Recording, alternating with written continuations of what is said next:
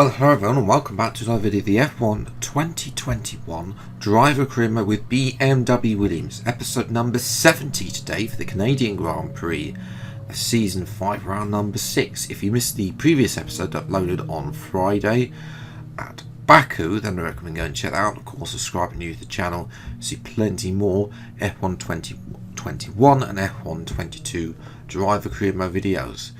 Just to clarify from that previous episode, obviously there was a little bit of a glitch with the race results. As a result, a twat got 6th place, but the original race results did actually show us losing that podium. We have gained that back. Sainz P5. Verstappen, though, apparently somehow managed to glitch himself to P8 as well. So yes, in terms of R&D, our final upgrade has come in. That's annoying because a little bit frustrating that everyone hasn't got the same they got the same potential, be able to max out at the same level. That's slightly annoying, but yes, means we fall short of even AlphaTauri as well in terms of max cars and our car. And then of course there's that flat line of Haas that's been there since the dawn of time. So, what have you got against practice sessions? Even if you're confident in your setup, these sessions are still useful for development data. Honestly thought that line had gone from the game.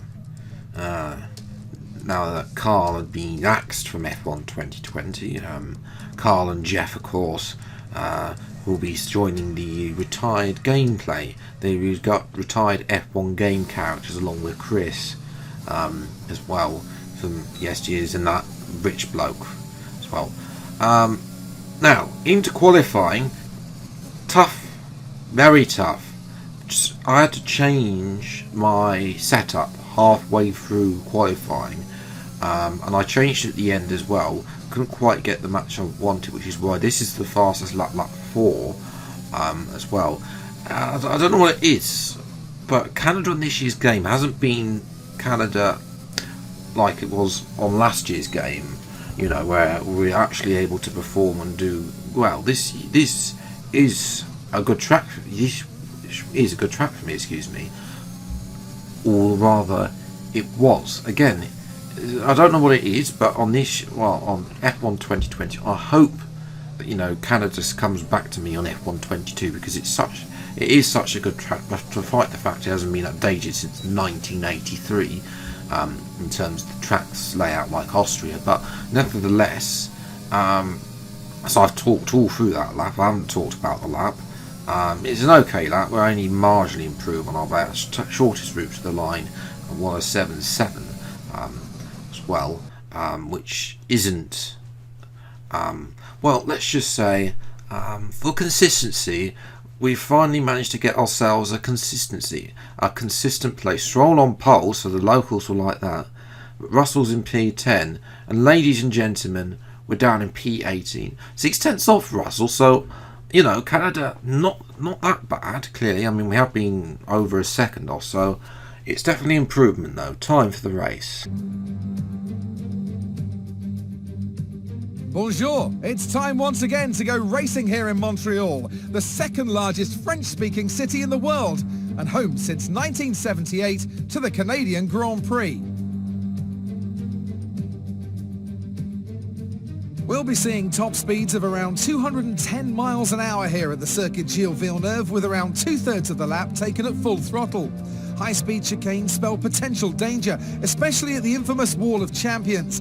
And watch out for overtaking into the hairpin and the final chicane.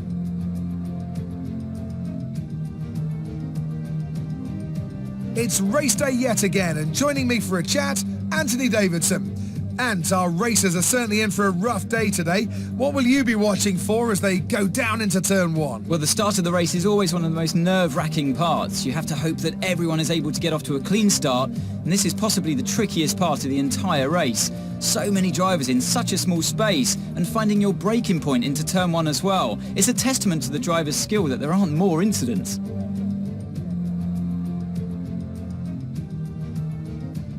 Let's run you through the driver grid order for today's exciting race. Lance Stroll lines up on pole position, edging out Max Verstappen, who'll start from P2. Looking down the rest of the grid we have Sainz, Leclerc, Yuki Tsunoda and Ricciardo, Ireland, Gasly, Norris and George Russell, Ocon, Hamilton, Fernando Alonso and Zhou, Vettel, Latifi, Sergio Perez, a Williams, Mick Schumacher and Nikita Mazepin. That's it then, it's time to go racing as we head to trackside for today's race.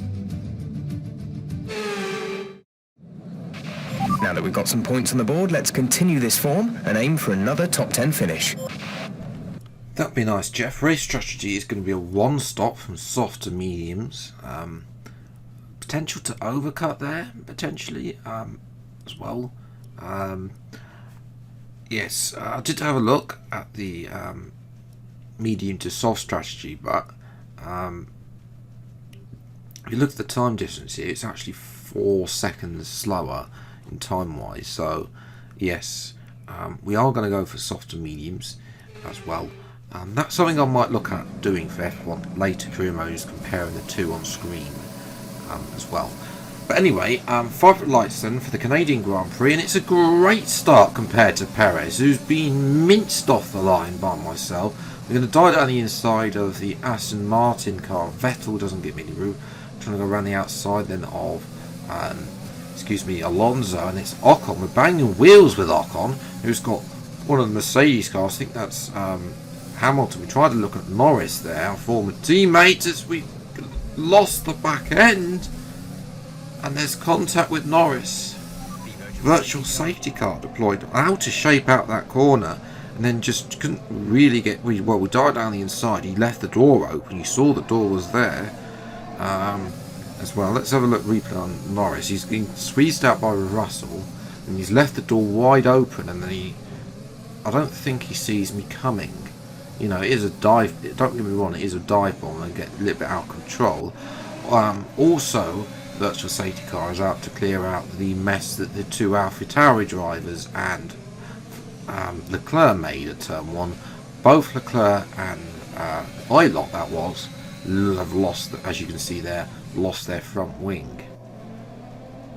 So yes, Stroll still leads then from under the virtual safety car from Verstappen, and then Sainz. Then comes Leclerc and Ilott, both of which will be coming in. Sorry, it's not Leclerc, it's Leclerc and Tsunoda ahead of the two McLarens, who are very slow, and they've got Russell as virtual safety car then ends. Only a virtual safety car. We're going to have a look at Russell's here. Try and go around the outside here as it ends now. We give him back the position. We're going to get the better exit. We're going to go have a go. Switch it from left to right down the inside. A lovely little move, and George will definitely not like that, because we're up to P7, and you know, as he's not been able to make progress as he wanted, you know, we are past him now in the even though we haven't had the best pace, and behind Russell in P9 is Esteban Ocon, and Ocon is slow. He's slowing up Hamilton and the rest of the pack, an absolute treat on those horrible medium tyres of his at this moment in time.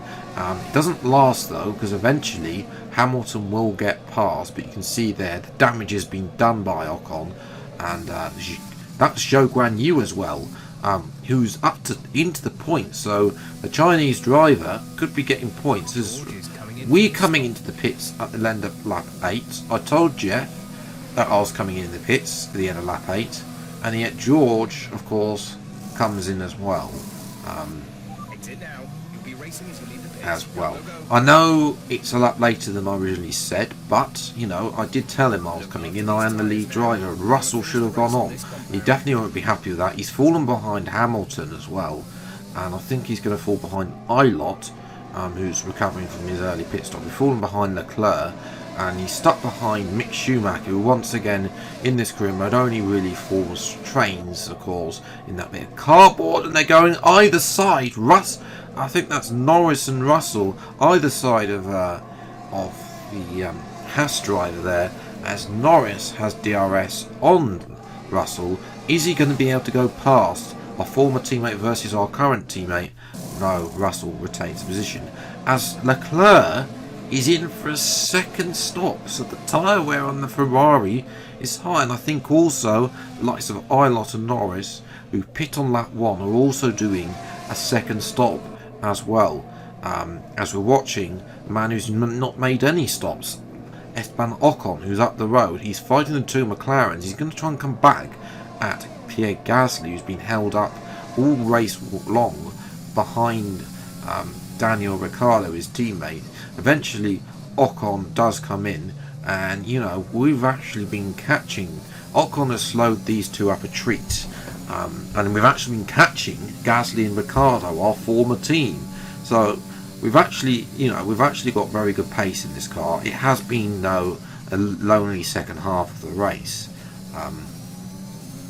although, you know, I mean, now we've got the head down, George probably might have not been able to keep up with this. We'll have to wait and see. I mean, he has been behind Hamilton for many laps now, and finally is going past, but it's too little too late to do anything else, as Sebastian Vettel's going to upset Zhou Guan Yu's party and take that final point away, and Zhou's now going to lose out to Fernando Alonso in the Renault as well. So unlucky for Zhou, who's unable to score his first point of the season there. But for us, P7, not quite close enough to the McLarens though, but we were. This is a very promising sign for my pace around Canada, you know, because we were P18 in qualifying, but yet, you know, we've managed to pull it through. The race pace is always better. It's just the way the AI are to me and the way my driving style is, and we've managed to gain 11 positions. Most of them, I will admit, on their opening lap, but nevertheless, you know, 13 seconds off Verstappen and an utterly dominant Red Bull car. You know, I mean, I don't think that's too bad as well. You know, we had the pace. We had pace today, which is good sign, but at the same time, you know, other teams might still have upgrades. Definitely not McLaren, as we know. We dropped behind Stroll. Verstappen, by the way, jumped Stroll in the pit stops, by the way. Verstappen undercut Stroll and therefore got past. It is a big battle between Ferrari and Red Bull at the top as Verstappen recovers from disappointing at 1 point there. We are 1 point ahead. Great of workout day AlphaTauri. today. Let's have your thoughts. You really cut your way through the field today. What was your strategy? Well, dive bomb basically. You know, we took the risk today and made the overtakes work.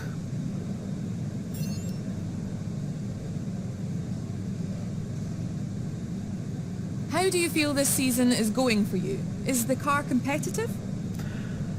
I'd like a few more upgrades, you know, but we've maxed out on upgrades, so there's no more available. Great. Well, that's everything.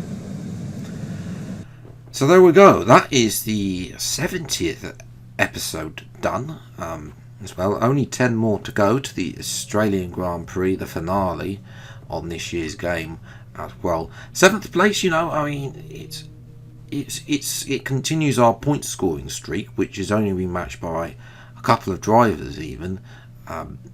Leclerc will be disappointed, only 14th. You know, Ferrari, I don't think they have the pace. We think they bought another upgrade this weekend, but yet they're not really looking like a team that can challenge Verstappen, who's now won 4 of the 6 races so far this season. As well, for us, France is the next time out. I completely and utterly forgot that we were going to France when I recorded that episode. That might still be it. That might be out on Thursday if there's not any more F1 22 game news. If there is F1 22 game news, then that episode will be uploaded on Monday next week, hopefully, or Tuesday early next week, basically. So yes, I hope you have enjoyed. If you did, leave a like, subscribe to the channel, and you see plenty more F1 2021 and F1 22 game new videos as I'm going to come out. Zhou Guan Yu, by the way, down at the bottom there. Such heartbreak for him, the only man not to score a point this season thanks to that glitch at Baku. Until the next video then, I'll see you next time. Take care, thanks so much for watching, enjoy your day, and goodbye.